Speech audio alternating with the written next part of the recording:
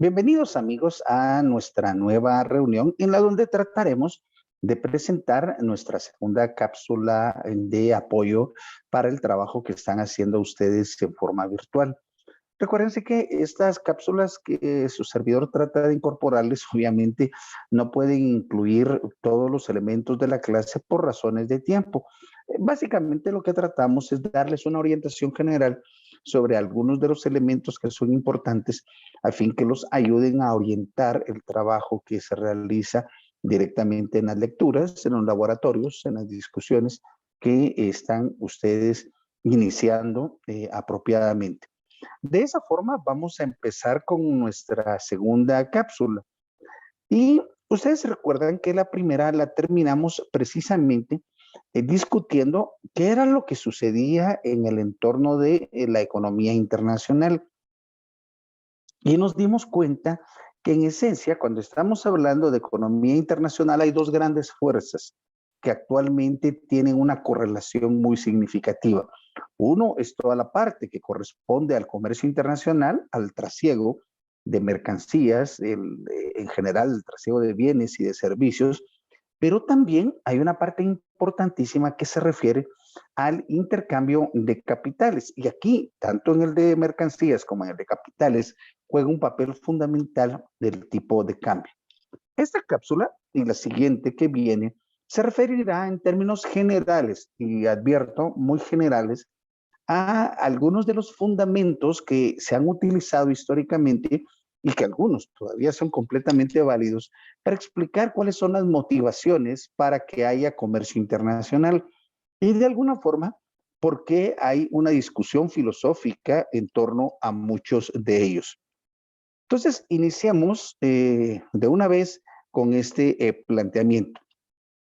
Básicamente, cuando hablamos de comercio internacional, tenemos que remitirnos prácticamente a los orígenes del hombre cuando hubo excedente, pero cuando ya estamos hablando de los grandes descubrimientos, de la parte del manejo de Marco Polo, la parte de los vikingos, la parte de Cristóbal Colón, nos damos cuenta que gran parte de esos grandes descubrimientos no se dieron solo precisamente porque existiera un afán de conocer nuevos territorios, sino en gran parte era simplemente porque querían tratar de encontrar nuevos mercados, tratar de descubrir nuevos mercados en donde se produjeran cosas que no existían en las economías en las que existían, en las que vivían estas personas, pero también tratar de venderles aquellos bienes que en las otras personas de otros lugares no tenían. Entonces, los grandes descubrimientos de la historia primariamente tienen un propósito comercial. Y creo que todos nos recordamos de cuando estábamos en nuestras etapas de primaria y básicos, en donde nos platicaban de los fenicios y ese gran grupo de comerciantes y mercaderes que básicamente se adueñaron de todo el Mediterráneo precisamente con ese propósito de comerciar. Entonces, hay que reconocer que hablar de comercio internacional es prácticamente hablar de un poco de la historia del mundo. Y aquí debemos empezar con una clarificación. En términos generales, vamos a entender que el comercio internacional lo hacen las personas, los individuos, no los estados. Sin embargo, vamos a encontrar que en algunos momentos los estados han tratado de direccionar el trabajo, lo que se hace en las diferentes economías, con el propósito de obtener ciertos propósitos, ciertos objetivos que a ellos les interesan a nivel nacional. Pero si nos remontamos a los albores del comercio internacional, es muy claro que a quienes les interesaba el comercio era simplemente a los individuos, que ellos querían obtener ganancias como consecuencia de vender cosas y comprar cosas y tratar de venderlas con algún remanente para tratar de crear un poco más de riqueza. En general, eso existió durante muchos años y empezó a tener algún tipo de contratiempos cuando aparecieron pensamientos mercantilistas. Básicamente, los mercantilistas ni siquiera se puede considerar una corriente teórica económica, sino básicamente era un conjunto de pensadores, de políticos, que lo que se dieron cuenta en primer lugar es que por medio del comercio internacional se podía generar riqueza. Es decir, si yo parto del supuesto que al venderle más caro de lo que produzco las cosas a otro genero riqueza, entonces a mí me conviene hacer comercio internacional.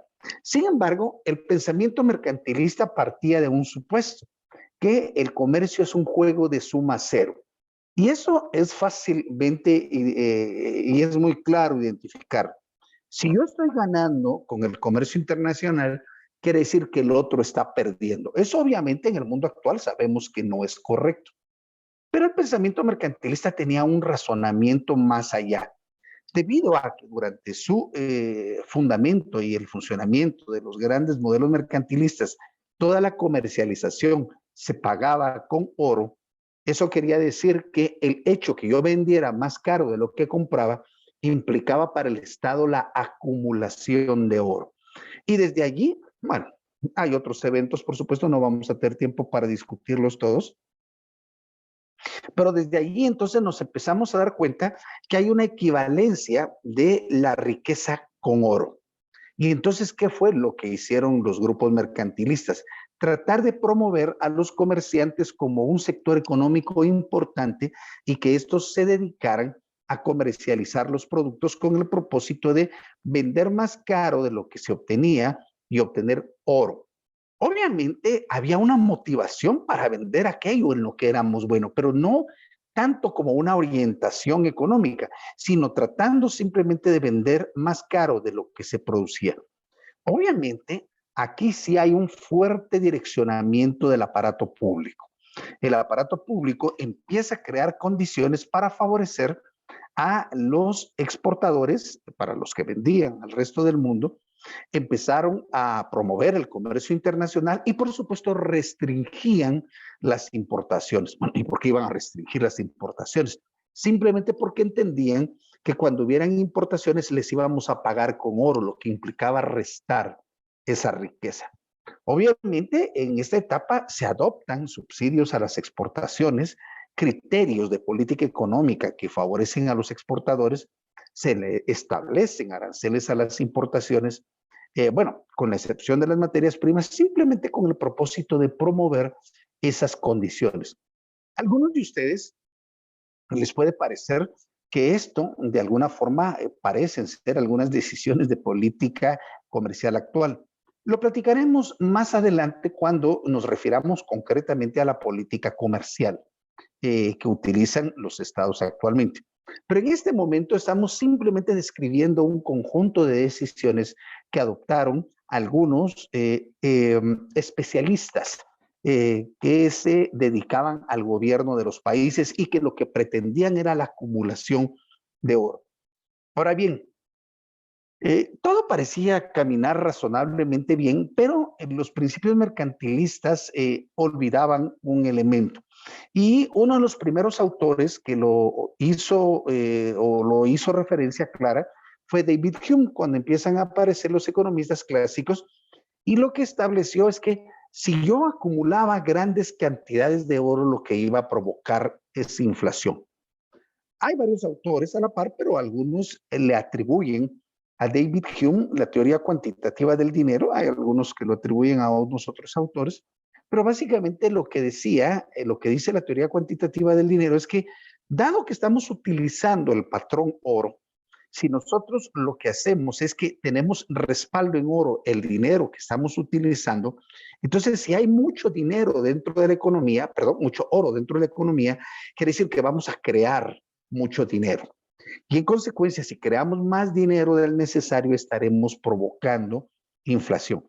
Básicamente, se recuerdan que la ecuación cuantitativa del dinero que tenemos MB es igual a PQ, parte de un criterio. Si nosotros incrementamos la cantidad de dinero en circulación, simplemente vamos a incrementar el nivel de precios. El planteamiento de Hume era completamente correcto, porque si en ese entonces se utilizaba el oro como patrón fundamental para la emisión de dinero, eso quería decir que cuando un país empezaba a acumular mucho dinero, mucho oro, iba a acumular mucho dinero. Y el incremento de precios iba a hacer que se perdiera todo aquello que los mercantilistas deseaban construir. Obviamente, esto dio pie a lo que posteriormente se le conoció como la Revolución Clásica, y muchas de las teorías que nosotros conocemos actualmente. Tal vez la primera teoría, aquí no vamos a mencionar todas, advierto, y simplemente no es un curso en el sentido estricto de comercio internacional, sino básicamente lo que pretendemos es darles algunos elementos sobre economía internacional, que incluye comercio y por supuesto incluye finanzas y tipo de cambio y otros aspectos. Pero una de las principales teorías con las que se fundamentó el ingreso del modelo clásico a la economía fue la teoría de la ventaja absoluta que propició Adam Smith. Adam Smith, que algunos lo consideran el padre de la economía porque fue de alguna manera el que primero sistematizó muchas de las ideas, partía de un supuesto fundamental, que la riqueza no se atribuía a la acumulación de metales preciosos. Y eso es un cambio fundamental con los mercantilistas. La riqueza se refiere a la producción de bienes y servicios. De entrada, lo que nos estaba diciendo es que una persona, una región, un estado en general, iba a ser más rico en la medida que produjera más. Ahora, el planteamiento de Smith, que básicamente es correcto, todavía no toma en consideración elementos relativos con la distribución de la riqueza, sino lo está viendo en un entorno abstracto, en un entorno global. Obviamente, Smith también parte del criterio de que las decisiones las toman los individuos a partir de lo que más les conviene. En la práctica, aunque hay algunos autores, incluso algunos premios Nobel que ya han cuestionado el principio de racionalidad económica, en general, la mayor parte de nosotros tomamos las decisiones que más nos convienen. Entonces, Smith decía que si todos los individuos tomábamos decisiones, las que más nos convenía, automáticamente al tratar de alcanzar nuestro bienestar, estábamos alcanzando el bienestar de otras personas. Un ejemplo, siempre lo decía, era que si un empresario contrataba a una persona para tratar de producir más, el empresario lo hacía no porque era buena gente, sino lo hacía simplemente porque quería obtener más ganancias. Pero automáticamente, al beneficiarse él, estaba beneficiando a su trabajador al propiciarle trabajo. Obviamente, volvemos al punto que hacíamos referencia hace un momento, en que Smith no estaba considerando elementos relativos a la distribución ni a la productividad en el sentido estricto de los trabajadores.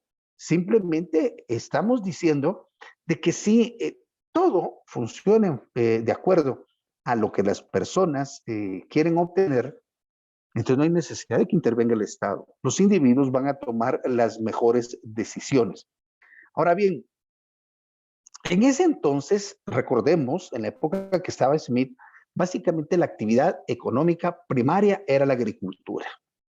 Y si la actividad económica primaria era la agricultura, aun cuando ya empezaban a haber elementos manufacturados, entonces nos damos cuenta que el diferencial de qué hace que una persona o que un país sea más productivo es el costo en mano de obra.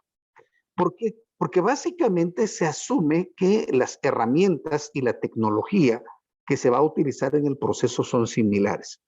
Como tal, un país, una región, una persona va a ser más productiva en función del número de horas que utilice. Así, por ejemplo, si yo soy mecanógrafo o especialista en escribir a máquina, ahora en computadora, ¿verdad? Y yo hago 10 hojas en una hora, pues quiere decir que estoy básicamente utilizando un periodo de 6 minutos para escribir cada una de las hojas. Ese es mi costo por cada una de las hojas. Por supuesto, hay otras personas que en lugar de tardarse 6 minutos por hoja, se tardan una hora, 60 minutos. Y entonces uno dice que es más productivo el que se tarda menos porque utiliza menos tiempo para producir el bien o el servicio. Siguiendo ese patrón y basándonos puramente en la incorporación de trabajo al valor que le daba a las mercancías, entonces Smith decía que los países podían tener oportunidad de comercio internacional y beneficiarse del comercio internacional si hacían este comercio a partir de sus ventajas absolutas. Veamos este ejemplo muy rápido, que está acá y muy sencillo, por supuesto. Smith decía que si, por ejemplo, inventémonos de que habían dos países, Guatemala y El Salvador, y en los dos países se producía tela y vino. Imaginemos por un momento que no hay comercio, ¿sí? Entonces en Guatemala se produce tela y para producirla se usa 1 hora, mientras que para producir vino se produce en 4 horas. Eso quiere decir que Guatemala de entrada es mucho más productiva en tela, pero también producir vino, que sí se puede hacer, es caro hacerlo. De entrada quiere decir que una unidad de vino cuesta 4 unidades de tela. O diciéndole en términos muy populares, como lo hemos dicho otra vez, voy a comprarme un pantalón, me cuesta 3 camisas, ¿verdad? Entonces, si lo estamos haciendo de esa manera, básicamente nos damos cuenta que los guatemaltecos, en este ejemplo que me estoy inventando, en autarquía, es decir, sin comercio internacional, somos mejores produciendo tela. Pero en el caso de los salvadoreños, nos damos cuenta que ellos producían tela en 4 horas, mientras que el vino lo producen en 2. Y entonces se dan dos fenómenos. Primero, en autarquía, los salvadoreños son mejores para producir vino. Definitivamente porque se tardan solo 2 horas, mientras que para hacer tela son 4.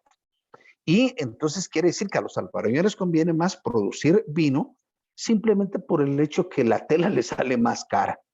Por cada unidad de tela que quieren producir los salvadoreños, tienen que sacrificar 2 unidades de vino. Smith recomendaba lo siguiente: bueno, si nos damos cuenta de esta relación de costos, podemos encontrar algunas situaciones en donde, como la que estamos describiendo en el ejemplo, si ustedes se dan cuenta, Guatemala es mejor que el resto del mundo. Imaginémonos aquí simplemente que El Salvador es el resto del mundo, no hay otro país, que el resto del mundo para producir tela, pero también nos damos cuenta que El Salvador es mejor que el resto del mundo para producir vino. Obviamente, esta parte es muy buena. ¿Por qué?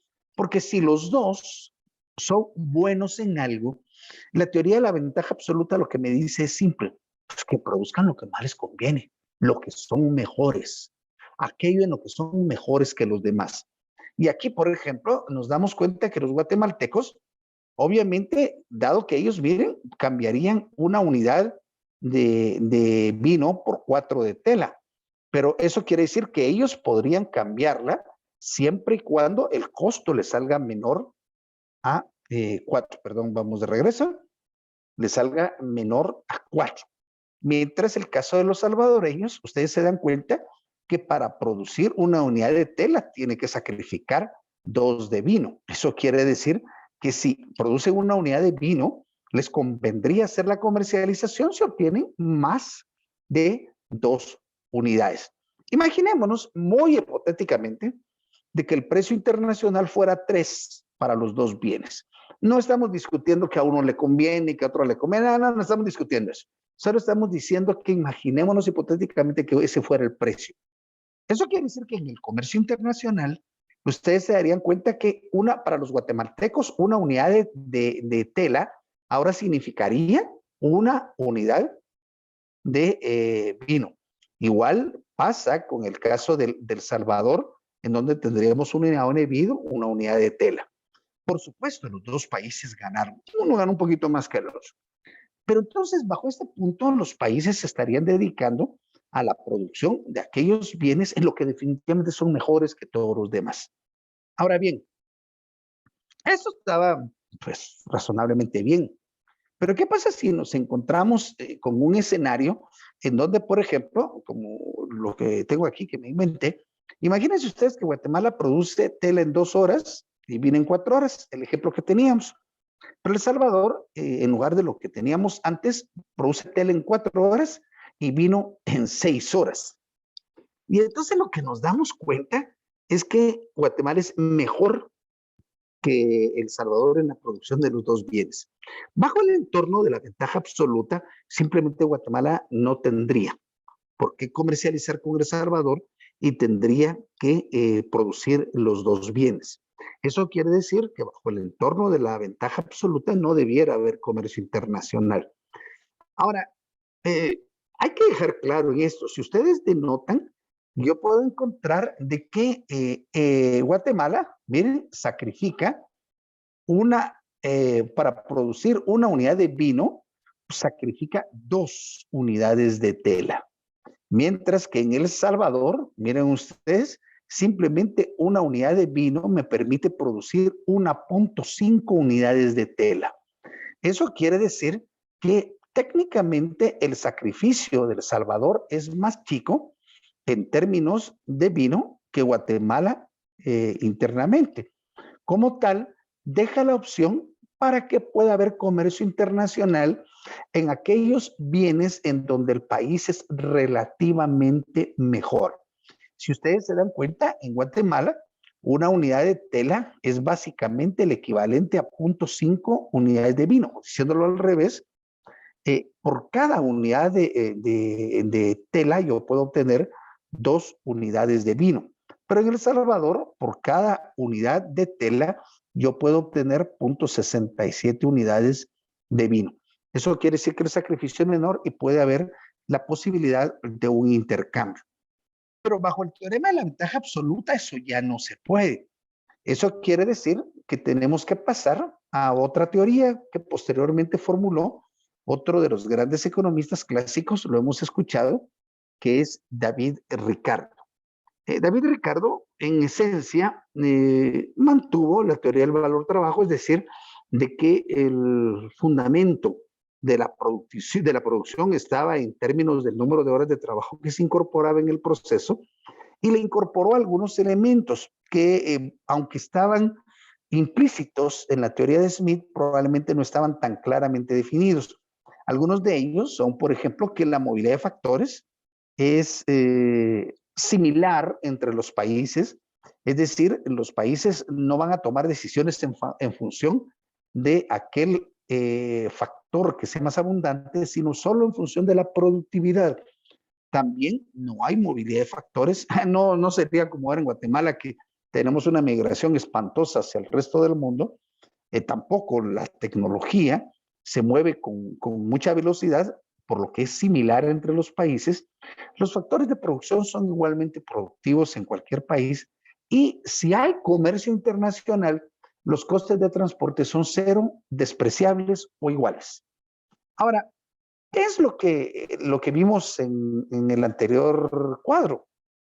De que si nosotros tuviéramos esta situación, entonces nos damos cuenta que Guatemala es relativamente más productiva en tela, mientras que El Salvador es relativamente menos desventajosa en términos de Guatemala en la producción de vino, o diciéndolo al revés, El Salvador tendría la posibilidad de sacrificar menos que Guatemala en términos de tela. Entonces, El Salvador se podría especializar en la producción de vino.